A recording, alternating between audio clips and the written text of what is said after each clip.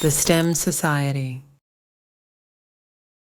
What's poppin', people? My name is Cole Jackson. This is the STEM Society. Welcome back. Episode 145 is live. Thank you for joining me. Now, if you like what I do, because what I do ain't very easy, I give you guys hot takes on music news, I give you guys album reviews, and I'm always talking about the culture. If those are some things you'd like conversations about, make sure you subscribe to the channel and grow this community. And also, get in the comments, give me some likes. You know what to do, man. I ain't gonna even trip. Also, thank you. Thank you for getting this channel to 700 subscribers. I am so grateful for all of y'all who support the channel. Continue to share this. Make sure you tell people that you like this. Just continue to help us grow, man. So let's move into some of this news this week, bro. Probably one of my more heartbreaking stories is the deal between UMG and Even. This one hits close to home because they used to be the place where I could go find some new independent artists. And I think this deal with UMG is going to change all of that. So let me tell you who Even is, or what that platform is about. Even was a platform, or Even is a platform, where independent artists could sell their merchandise, they could sell vinyls, they could just set up shop there, man, and be able to get a great profit from what they were selling. Even didn't take a huge percentage out of their sales. I thought that was good. A lot of independent artists went there to be able to grow their communities, to gain new listeners. It was great. They would release a lot of their music before they would release it through streaming that way.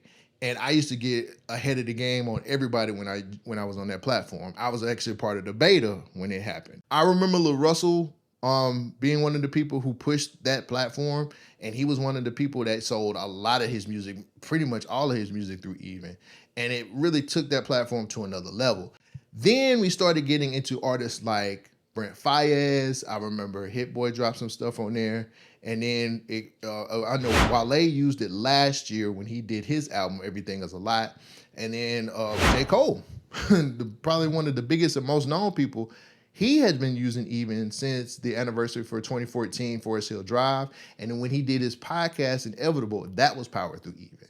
So in the last 2 years, Even has been super successful, and they have grown a following. They house over 500,000 artists, and that's no small feat for 2 years. So everything seemed to be working correctly on their side of things. From what I've read and some of the things that that's been rumored, Universal Music Group has been circling the waters for Even for a very long time. When J. Cole went #1, that was the proof of concept Universal Music Group needed to be able to strike this deal. When I read the story in Music Business Worldwide, it was telling me that the partnership is like this. Labels and artists that's under the UMG umbrella are going to be able to use Even as direct to consumers. It'll be somewhere where they can put their bundles together, where they can be able to grow their communities as well. The biggest problem I have with that is, why hasn't UMG built their own platform for this? Now, for you guys who don't know, Even does their reporting through Luminate. Luminate is a partner of Billboard, where we get to see the charts, where we get to see who's #1 on the Billboard 100, so on and so forth. So that's a place where they can get music sales. They can see music sales, and they can, I think, if I'm reading this correct way, allegedly sneak bundles in and help some of their artists be able to grow and look good for the charts. This will probably be another way for their artists to be able to get paid too, and they'll probably find a way to be able to put this in their record deals from here on out. I'm not feeling that at all. I don't like the fact that UMG is getting into the direct consumer business, because it's taking away from the independent artist playbook. Direct to consumer is something that independent artists use and need to be able to grow, to be able to get paid, to be able to eat these days. When you have companies like UMG muddying up the ecosystem, it looks a type of way. We all know that the internet likes to call people industry plants. And I'm not denying that industry plants aren't a thing, because they are.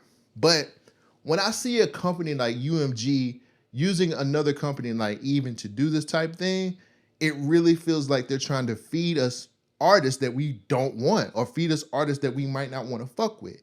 And now I don't trust Even as much anymore. When I see you deal with somebody who's a major like UMG, it makes me not want to fuck with you, because at the end of the day, once UMG gets their grubby little hands on how this ecosystem works, because it worked very well, a lot of independent artists are going to be looked at second guessed or be looked at funny because they might think they're a UMG independent artist. There's a big difference between somebody who's independent and somebody who's a label independent.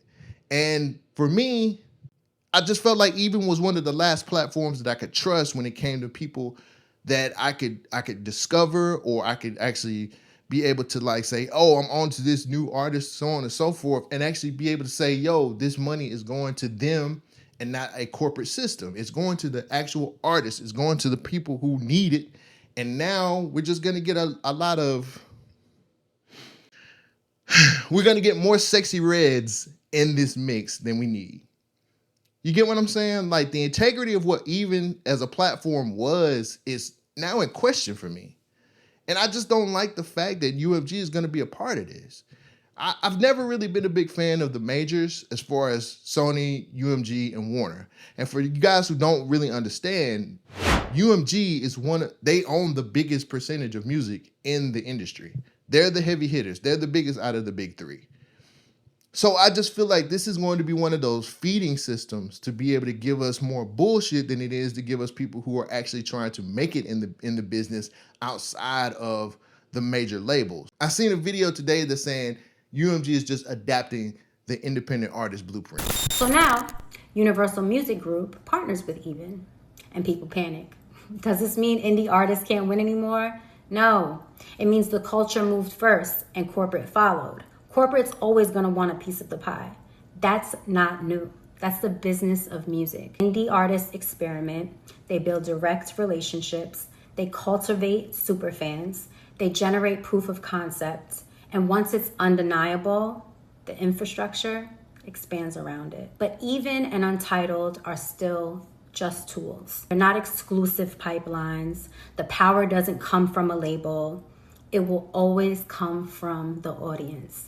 Streaming used to be the launch strategy. Now it's just one of many. So you don't have to beg for playlists anymore. You don't have to wait for the algorithm's permission. You build relationships, and your relationships monetize, okay? So if the majors are using the indie playbook, maybe independence was a strategy all along. And where culture leads, artists, especially independent ones, will always find a way to thrive. Follow me for more inside the creative office. Keep killing it and keep making your money. Who the fuck paid her? Because that wasn't nothing but a commercial for bullshit. Look, man, let me be completely honest with you guys. That kind of thinking is the exact thing that we don't need, especially for people who are independent, who is really trying to get it out here and grind. If you're going to sit up here and take that fucking bullshit that she just said as law, then nigga, you just as lost as everybody else.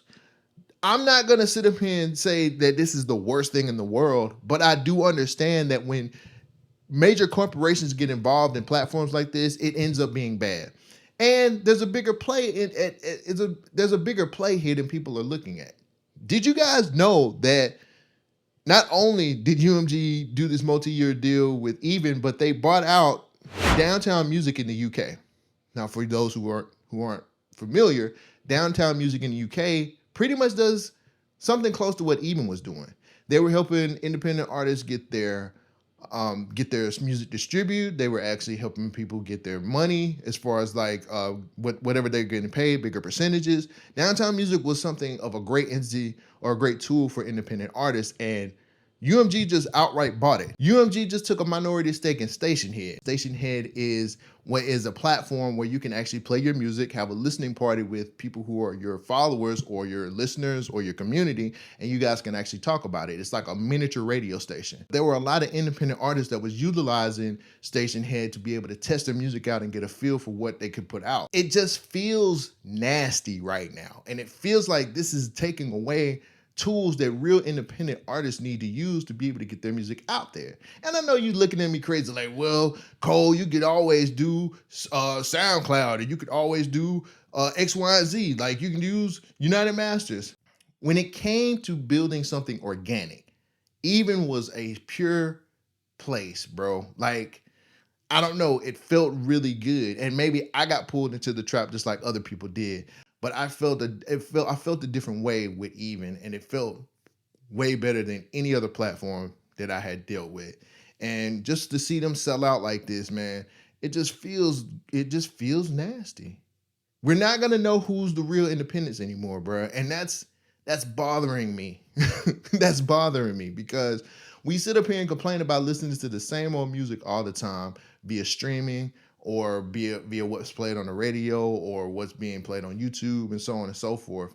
And I think those particular platforms just gave us a breath of fresh air and it gave us a lot more variety than what we were looking for. But once you take those things out the game, bro, like we're going to be subject to hearing the same bullshit. If you don't like Sexy Red, guess what? You're going to get 5 more through this deal. I'm telling you what I know because I've seen the play.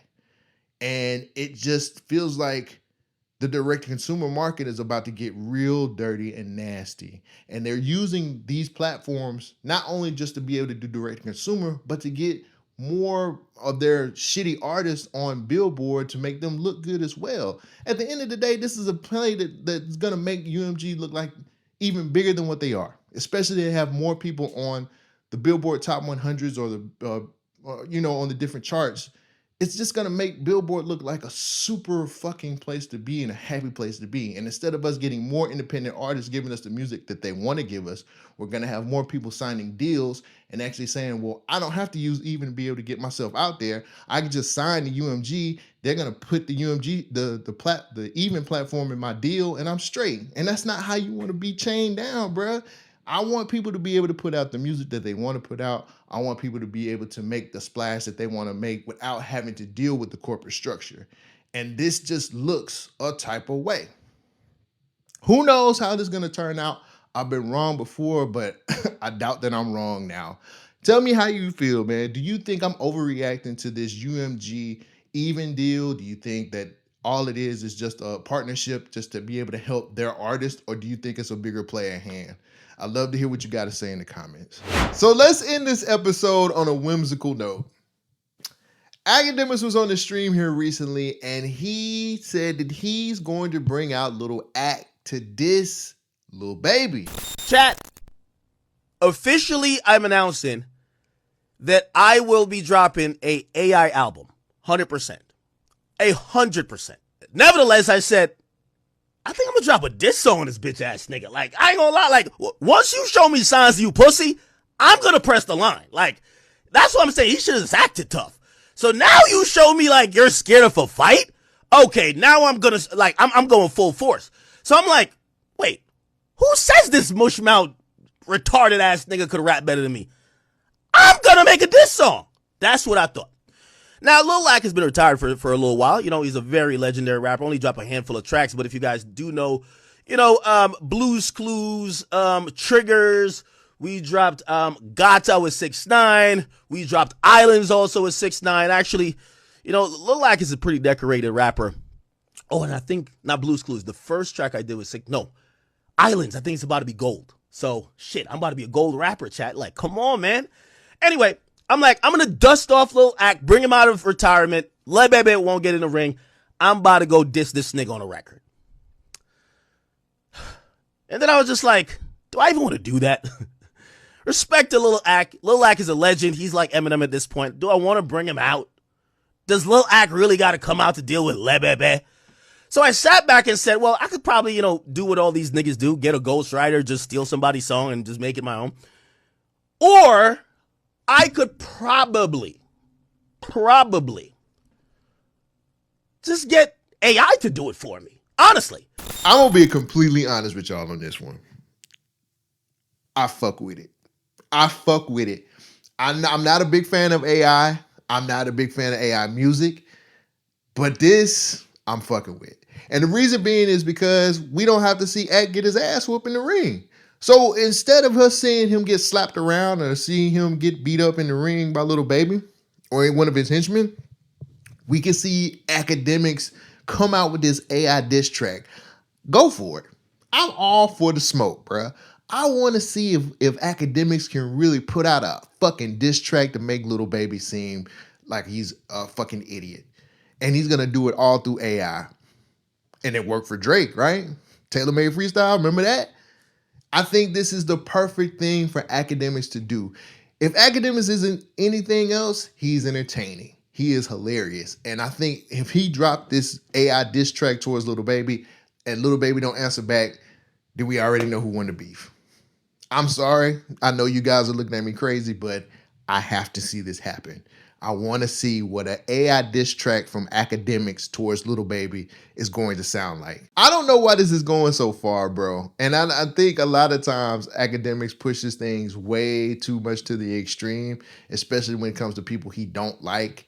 And I also look at Lil Baby probably sitting back looking at this nigga like a clown. But if we're going to keep it all the way a stack with each other, bruh, I think Lil Baby needs something to pull him out of his slump because he ain't been putting out the hits like he used to.